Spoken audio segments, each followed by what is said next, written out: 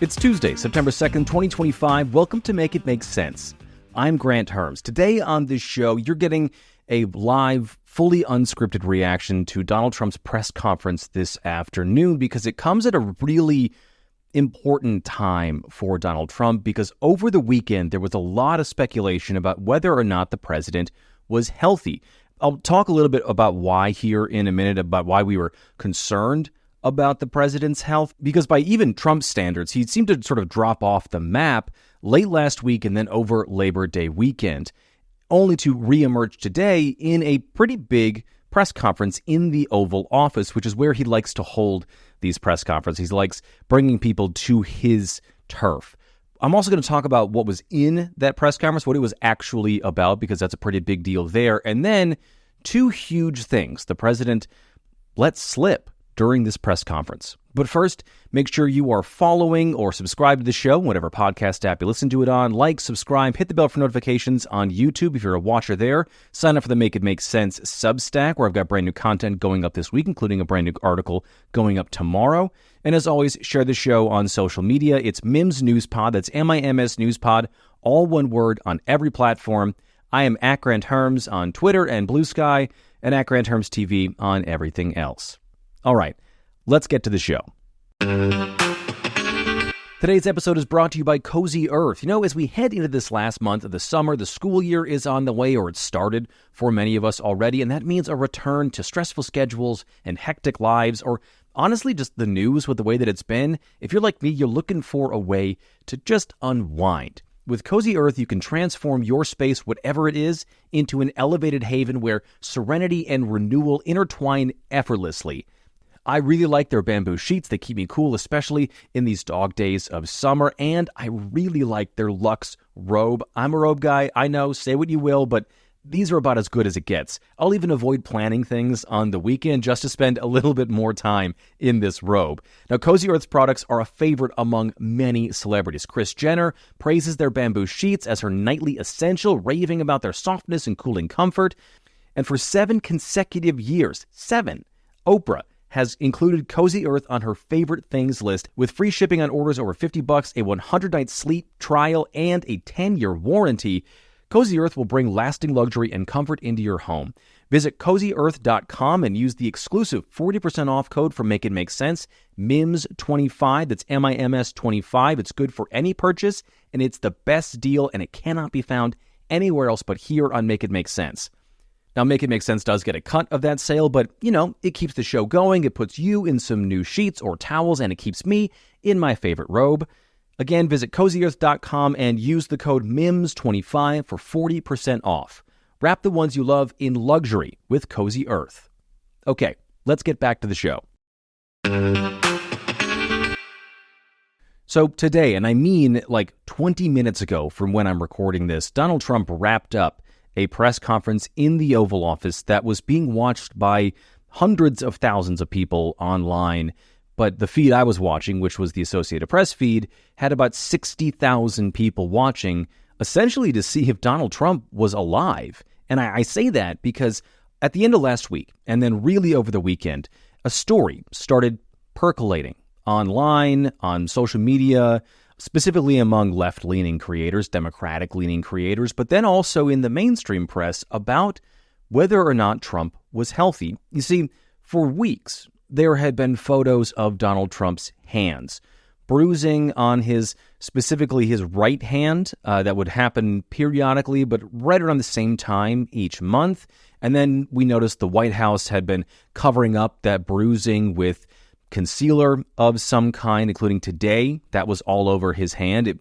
It's never particularly well blended into his skin, so it's pretty obvious that there's a cover-up of some kind right there, of something that seems to be bruising on his hand. There's also been speculation about his ankles that seem to be really, honestly, painfully looking swollen. And the White House did disclose that the president has a vascular condition and that he's also on some new medication that would help with that kind of a condition. But last week, Trump did 3 different press availabilities earlier in the week. Then some of them were a little long, including a very long interview he did last week. And while those things aren't necessarily uncommon for him, it is uncommon for him not to do them or not to be seen in the public eye, which is what happened in the run-up to Saturday. Between Wednesday and Friday last week, Donald Trump was not seen on camera in any way.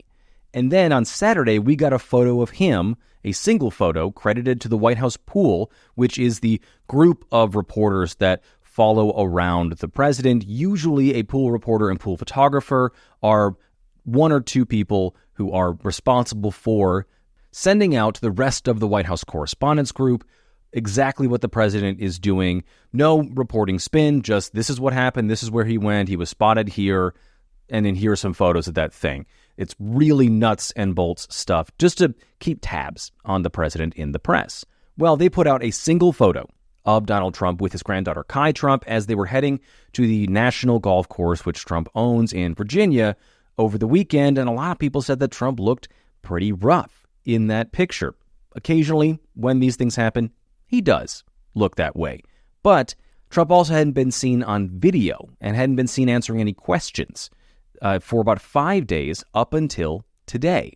And there were a few observations that I had while Trump was talking. The first one is that he seemed pretty normal for him, pretty freewheeling, although a little speedier in those things than normal. I'm not really indicating anything. He could have relaxed over the weekend and felt rejuvenated after spending a little more time on the golf course. But it also is important to note that Trump basically golfs every other day when you break down how often he spends at one of his own golf courses, and he spent quite a few days not golfing, which was unusual for him last week. Trump also appeared to be a little more disheveled in his appearance. His hair, the way that he does his hair, was not normal. There were lots of holes. You could see his scalp. He had weird bangs in one of the photos that I was able to get from the press conference. We also saw the makeup on his hands again at this press conference, but for all intents and purposes, he seemed pretty normal. And a lot of folks, myself included, a lot of people, a lot of journalists, a lot of commentators who were watching this thing and waiting for this thing, were saying this was sort of his Joe Biden moment, hearkening back to the disaster of a debate that Joe Biden had that was the beginning, really, of the end for Joe Biden's candidacy to be president for a second time. Now, Trump did not have that kind of a day here, not even close. And so this will likely put to rest a lot of the things that people are saying about Trump's health, at least in the immediate sense. It will start a conversation a lot like the one that people had in the later years of the Biden administration, the later months of the Biden administration, as well as what happened after the 2024 election. It'll start another conversation about the age of Donald Trump and whether Donald Trump's age and the pace of the presidency could be at odds. Again, Trump didn't seem to be slowed down at all. In this press conference, he has shown signs of fatigue in other places, in other meetings.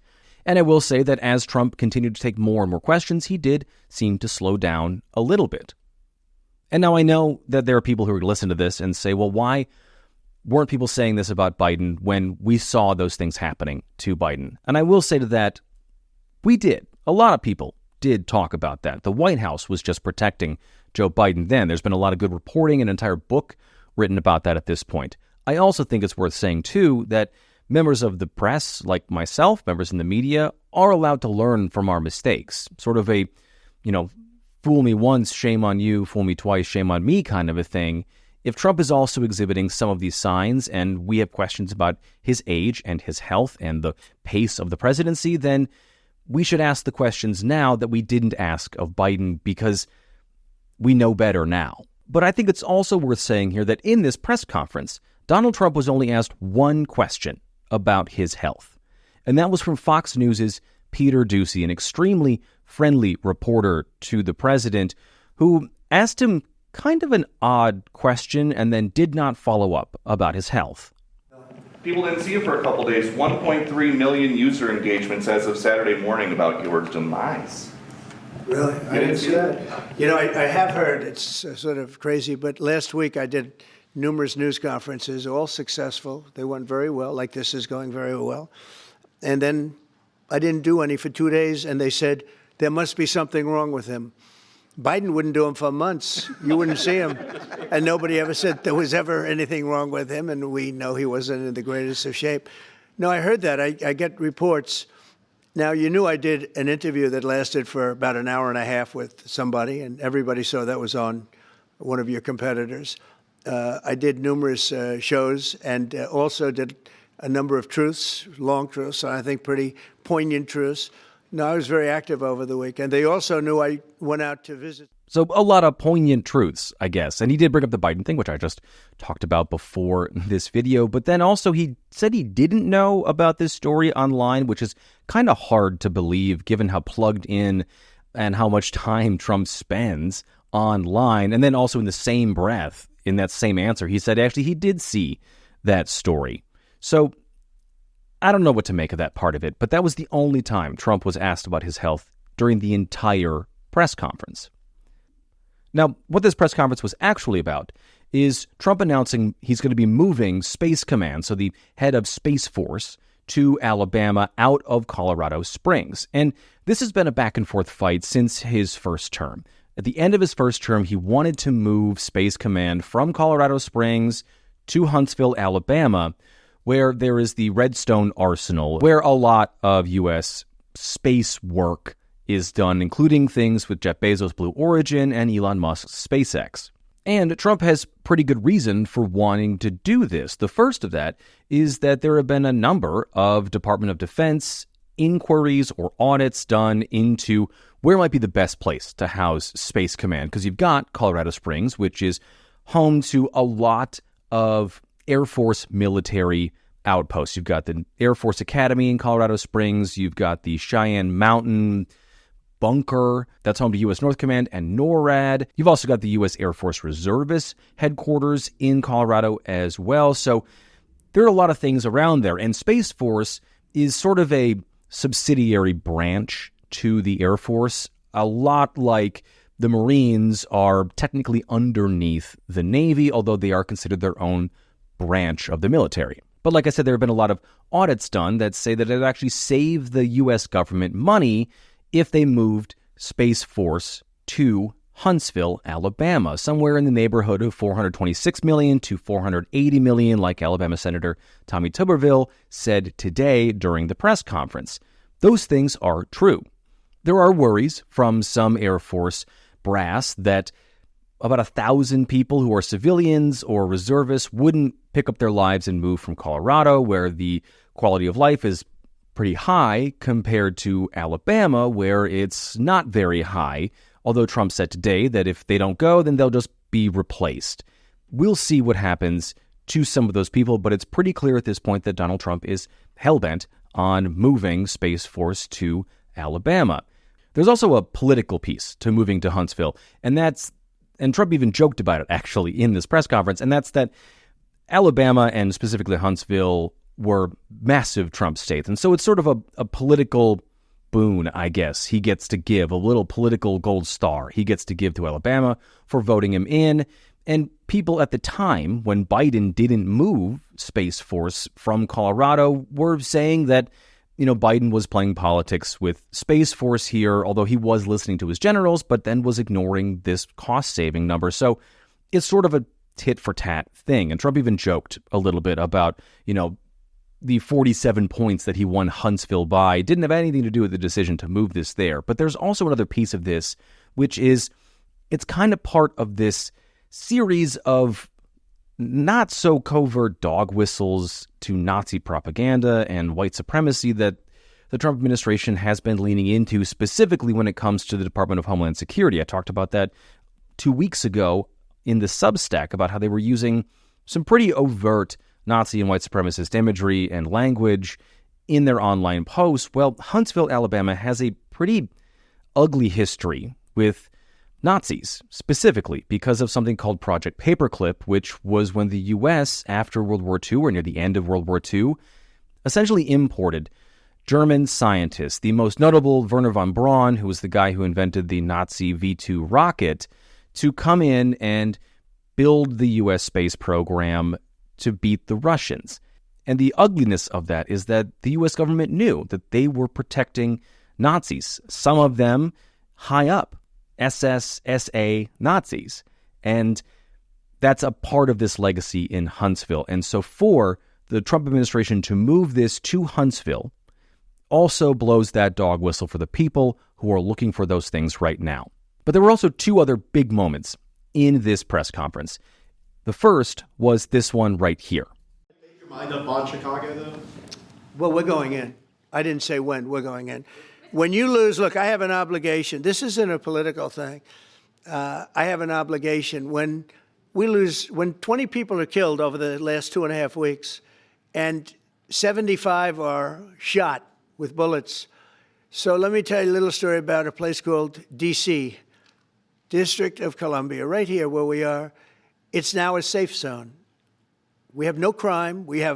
It's in such great shape. You can go and actually walk with your children, your wife, your husband. You can walk right down the middle of the street. You're not going to be shot, Peter. You're safe. Okay, so let's talk about this here. That is the president saying that he is going to be sending National Guard troops into Chicago. He's saying this on the same day that a judge earlier today said that the thing that he did in Los Angeles, which was send troops into Los Angeles, was illegal. The judge basically said that Trump is not allowed to use the National Guard in this way that is against the way that Congress has laid out how they can be used. He wants to do that anyway in Chicago, despite the fact that Chicago's mayor and governor, J.B. Pritzker, have said they don't want the National Guard in Chicago. Second, Trump is wrong when it comes to his dystopic view about what Chicago is. Is there violence in Chicago, and has it been an issue for the city for some time? Yes. Is it the murder capital of the country or the world, like Trump said in a Truth Social post earlier today? Not even close. In fact, what we do know is that Chicago doesn't crack the top 5 in the U.S., and it doesn't even crack the top 20 when it comes to the cities around the world with the highest murder rates. What we do know about where the most murders are happening is in blue cities in red states, which is likely when you look at the crime data, because those states have more relaxed gun laws, so it's easier to get a gun and it's easier to then commit a crime with a gun in those states, which then lead to more homicides because guns lead to more homicides, but then also because there's more poverty in those states, and so more people turn to crime. But regardless, this is the president saying that he wants to send troops to another state, and it is vastly different than what he's doing in D.C., and a judge just said it was illegal for him to do it in L.A., so he might try, but we'll see what happens. And the last thing I want to talk about is a small viral story over the weekend. Trump was asked a question about a video of a person throwing what seemed to be trash bags from the second floor of the White House. What you were saying regarding the federal... It's the kind of thing they do. And one of the problems we have with AI, it's both good and bad. If something happens really bad, just blame AI. But also they create things, it works both ways. If something happens that's really bad, maybe I'll have to just blame AI. Okay, let's talk about that. So, first of all, the White House said what happened in that video was real. They said it was a contractor who was throwing things from the second story of the White House. Second, Trump actually said when he saw the video that he brought Peter Doocy up to show him personally off of his phone that it had to be AI faked because those windows are 600 pounds and they're bulletproof and they're sealed, which obviously is not the case because the White House already confirmed that it was a person who was able to open the windows. Third here, what? Trump is basically saying now any bad news that might come out about him or might paint him in a bad light is going to be AI generated. He's just going to blame AI. What we should understand from this is that Trump is trying to fight the allegations against the Epstein files right now. It's that in Congress today, because Congress is back, Thomas Massie, a Republican from Kentucky who has been all over Trump about the Epstein files, filed his little memorandum to say that he wants those released immediately. The Oversight Committee, before they left, said they want them to be subpoenaed and released. So that means that Trump is laying out here that any damaging information that's going to come out about him, likely from those Epstein files, because they do occupy a lot of the way that he thinks, he's just going to call them AI, and a certain portion of the population is going to move on and not believe what we're seeing, and that might go for a whole host of things going forward. But I'm going to stop this episode here. I think that's about long enough for sort of a disjointed live reaction to this press conference.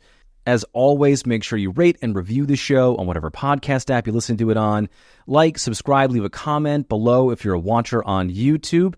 Sign up for the Make It Make Sense Substack. It is just $5 a month. You get access to all sorts of great content that is a little less rambly, I promise, than this current episode. And as always, share the show on social media. It's Mims News Pod. That's MIMS News Pod, all one word, on every platform. I am at Granthermes on Twitter and Bluesky, and at Granthermes TV on everything else. Thank you so much for listening today. I'm Granthermes, and I will talk to you again on Thursday.